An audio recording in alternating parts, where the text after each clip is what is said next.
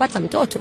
Na kiukweli kwa wakati huu hata mkiniambia kwamba eti mnani wish all the best kwenye kupata, nimeshafika 35 sasa hivi, sitegemei kwamba nitashika mimba tena. Yani as in kiukweli kabisa ni my road to wanting a baby pia imesha au hata ile hamu. Unajua mtu kikihamu sana kitu imefika point nime give up.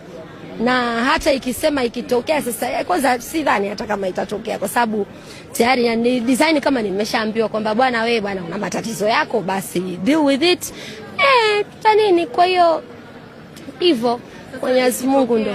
Umeolewa na mume wako atataka mtoto, itakuwa sasa mume wangu ni lazima ajue kwamba huyu binti ana shida. Sasa kama atakuwa anajua shida zangu, then itabidi aishi nazo, kwa sababu huwezi unampenda mtu alafu huaccept shida zake.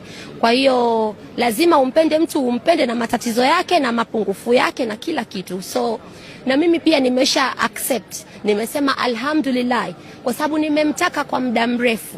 Mwenyezi Mungu akaona kwamba labda sistahili. Kwa hiyo huwezi kumpinga Mwenyezi Mungu. Na ndio maana narudi kusema hivi, hakuna kitu ambacho kinatokea bahati mbaya kwenye maisha.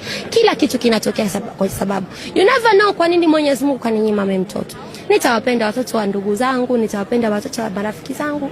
Nimeshukuru Mungu, nimesema alhamdulillah, hamna shida. Though kinaniuma, sio kwamba hakiniumi, kinaniuma. Kuna muda nakaa natamani na mimi ningepata wa kwangu, ningembeba, ningempenda, kwa sababu huyo mtoto nadhani angependwa mpaka angechanganyikiwa. Labda Mungu pia anasema wewe nikikupa mtoto utaweza kuchanganyikiwa. So I don't know. Nime thank God. I'm okay. Maisha yanaenda, life goes on. Yeah.